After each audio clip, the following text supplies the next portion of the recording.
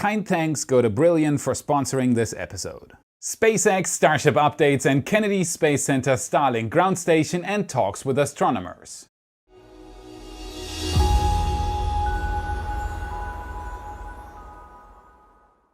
My name is Felix and I am your host for today's episode of What About It. And as always, there has been a lot going on in the space industry lately, so let's take right off. Starship updates. If you've watched my latest episode, you know that we're one huge step further in the Starship prototyping phase. Starship serial number 4 has passed the dreaded cryogenic test and is now being prepared for the next steps. SpaceX has finally done it and anticipation is high for what's to come next in the coming weeks. In fact, right after the test, in the early morning hours of the next day, workers in Boca Chica immediately started working on the test stand. As usual, no time at all is wasted down in Texas, and with such high goals, this will have to continue for quite some time into the future. Starting a colony on another planet is not an easy task at all, and there's just no other project to look at for advice. This is groundbreaking research, even though it might look like fancier and fancier water towers to those taking a first look. The hydraulic press needed to simulate thrust from 3 Raptor engines while the cryogenic tests were conducted has already been taken out of the test stand. The system is only needed for this one test and will go into storage now until the next Starship, presumably serial number 5, hits the test stand. And the space under serial number 4 is gonna be needed for something else anyway. The full-flow staged combustion Methalox Raptor engine. I had to say it again. What a wonderful name for a rocket engine. And that Raptor is on the prowl already. With a carcade arguably bigger than that of serial number 4 when it rolled out to the launch site, a Raptor left the construction site and traveled down Highway 4 towards the sea. Musk stated at the beginning of the week right after serial number 4's cryogenic test that a static fire was planned for the end of the week and SpaceX was in full preparation for it.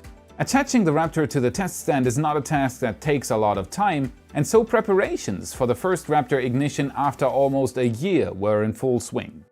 And the team at the construction site, as always, did not take a break either. Infrastructure is taking shape more and more. One of the onion tents has grown significantly. From an original 80-meter length to now over 110 meters in total length, further and further raising SpaceX's manufacturing capabilities at the site. All these are preparations for a better streamlined production cycle. Stations for each manufacturing step take lots of space, and that's what's created here. And with the new large building, presumably for ring manufacturing, finished, the time is right to close these loops and make the project work even faster. Short distances between all the different manufacturing stations will enable SpaceX to aim for an incredible speed when it comes to prototype manufacturing. This whole place is built to be fast and innovative, a workshop for a Mars rocket. And more tents will grow in the near future as well. Workers have already started concrete pouring in front of another onion tent in preparation for a new pad. As soon as it's finished, it might be used to extend the length of a second large tent. SpaceX is constantly running out of space, it seems. I have one more little thing to add from serial number 4's cryogenic test here by popular demand. On my last episode, I saw comments about a possible fire at the fuel farm while the test was going on popping up here and there. So the reason why I did not mention a fire while the cryogenic test was going on is that this was not a fire. It's venting from the tanks, which is perfectly normal. Due to lights behind it though, it was quite dramatically backlit, and so it could be mistaken as a fire, especially on Lewis's webcam. Even though Lab Padre does an absolutely astonishing job providing a live feed from the dunes of Boca Chica, the system has its limitations, and so sometimes the picture is not as crisp as we'd like it to be.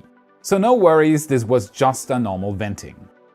And on we go with an update from Alex Rex, who is still busy making the most complete virtual map of Boca Chica in existence. If you've not done so yet, go check out his channel, like and most importantly subscribe so he actually receives some compensation for his work. He's doing an awesome job and deserves it. Links in the description. This is the SpaceX Boca Chica complex from above. Here you get an excellent overview of how it's all connected.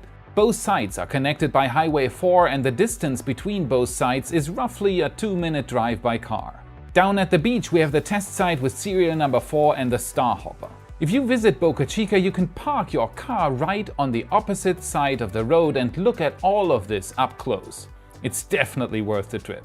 Up at the construction site, you can see the tent that's recently been extended. The steadily growing campground with trailers where a few of the workers and Elon live right next to where history is made. Next to the construction site, we have the tracking station and a large solar array. These antennas will play a major role once Starship flights go higher and higher, and the solar arrays are used to reduce the CO2 footprint of the site and make the facility redundant from power outages. And as Alex states correctly, the site will grow quickly in the coming months. Again, thank you, Alex, for this awesome project. You're providing us with something that did not exist before you started your work. Here's another one from the community. With kind thanks to Alex Delderfields for giving me permission to show it on my episode, here's his latest rendering work. He took Elon Musk's latest drone shot for serial number 4 on the test stand and replaced it with a later prototype. Let's say this is serial number 7, so we don't get in trouble with the timelines.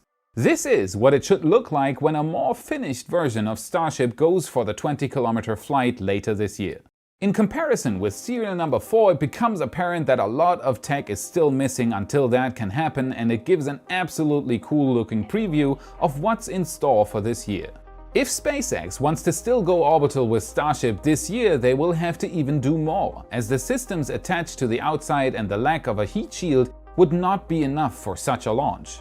Well done, Alex. You can find a link to his Twitter profile in the description. Go check him out. As you can see, it's worth it. You rock.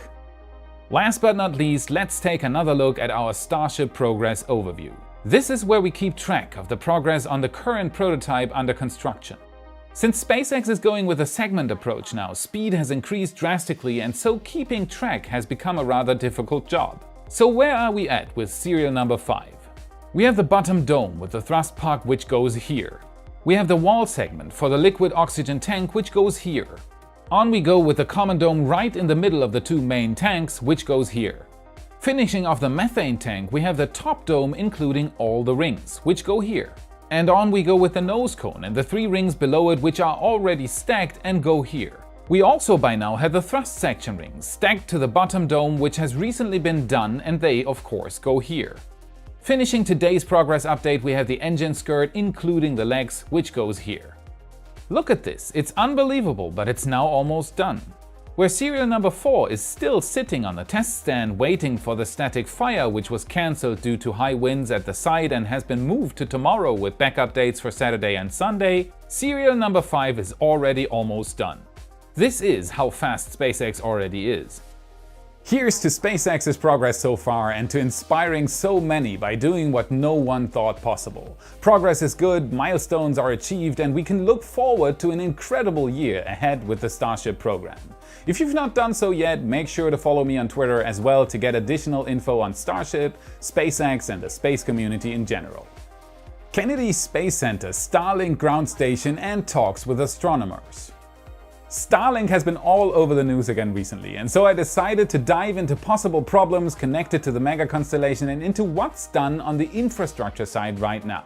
So let's look at some recent info Musk has shared at a recent presentation about what's being done to mitigate the effects of Starlink on the astronomy community. Starlink arguably is one of the most important projects run by SpaceX right now.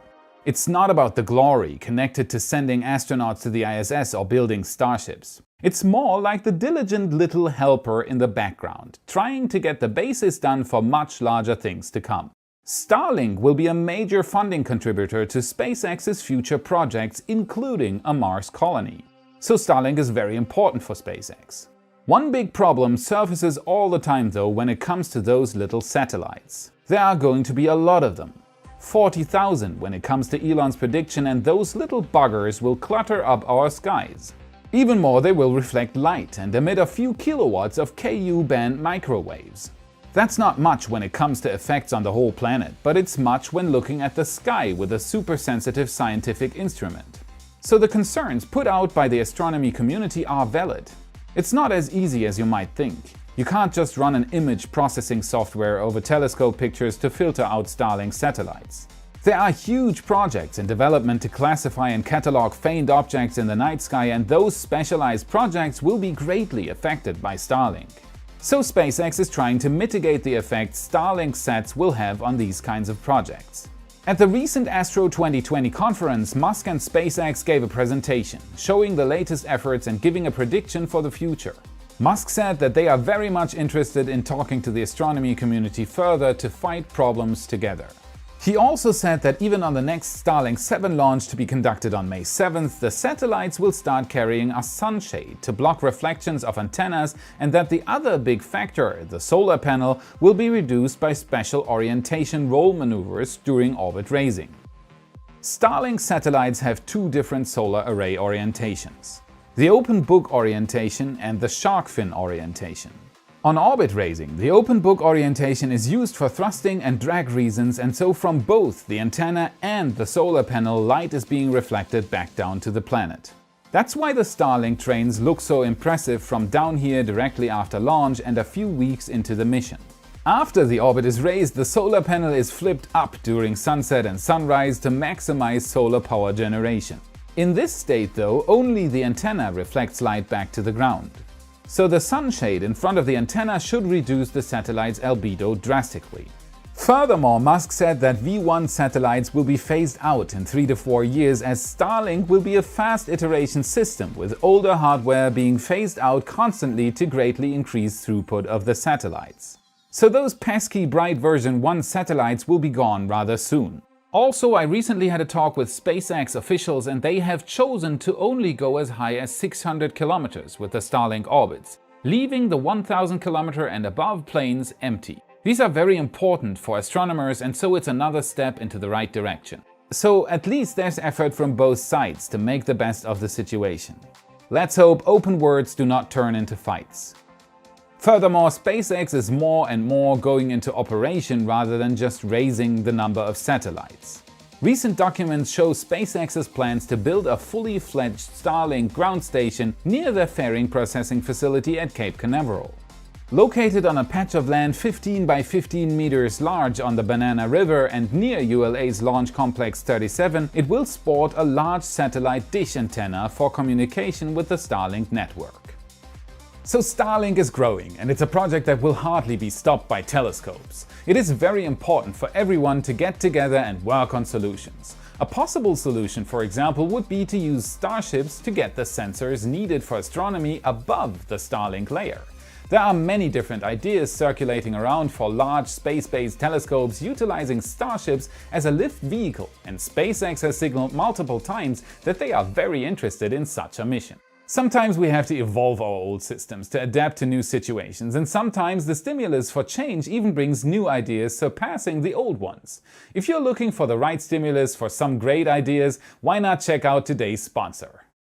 Brilliant is exactly that, a place full of stimulation for your thoughts. A place where you can dive into knowledge, learn new things, and connect dots you were not able to connect before. Featured in international media and with high ratings from over 60,000 satisfied customers, they are proof that sometimes a unique approach can give a far better result. With content spanning from basic math to artificial neural networks and all the way to space-related content, Brilliant provides a huge library full of storytelling, code writing, interactive challenges, and problem solving for you to improve yourself for future tasks. Get a catalyst for new ideas and do it step by step in an organized way. Brilliant makes that easy with interactive exploration and a mobile app that you can take with you wherever you go. Brilliant puzzles you, surprises you, and expands your understanding of the modern world. To get new motivation and at the same time support What About It, go to brilliant.org/whataboutit and sign up to try out over 60 interactive courses for free. And if you choose to get the premium subscription, the first 200 people to join through the link will get 20% off their annual premium subscription. Renew your thoughts with Brilliant. Links in the description. So this wraps up today's episode of What About It? How long will it take SpaceX to get a Starship into orbit, and what's your opinion about Starlink's influence on astronomy? As always, tell me in the comments. And here we are again at the YouTube member and Patreon shoutout. Building the basis of all our operations, these people are incredibly important for the channel, and so I take the time on every episode to thank them for ideas, research, and funding provided to me and my team on a constant basis. Without these people, the community would not exist, and without the community, there would not be a channel. So show your love for them in the comments and maybe even consider becoming one yourself.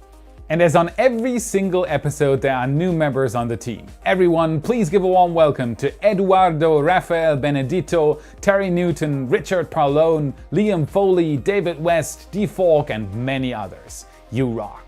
And what you see here on the side is my team of researchers, web admins, animators, and helpers of all sorts. If you're interested in helping the cause and you think there's something you could contribute, become a patron and dive right into an awesome community bringing you What About It twice a week. Thank you, team. Without you, this journey wouldn't be the same. Thank you for watching this episode of What About It, and now would be the appropriate time to hit the like button, subscribe, and don't forget to hit the bell button to actually receive a notification when I do my uploads. It's a version of support that doesn't cost a penny, and it does help me to produce more and better content. And if you do want to spend your money, consider becoming a patron and get insights into the production of What About It and chat with me on the Discord. Or you could buy yourself a new shirt on our merchandise store and look like me. There are plenty original designs available in good quality for a low price, made by a space nerd for other space nerds. It all helps me to give you the latest and greatest about space and science. I hope to see you on the next episode. Until then, have a great time. Ooh, it is moving. It is moving very slow. Lewis, how about that? Even though he provides life, doesn't he? I mean, come on, especially in times of Corona. And maybe even... Yeah, cool.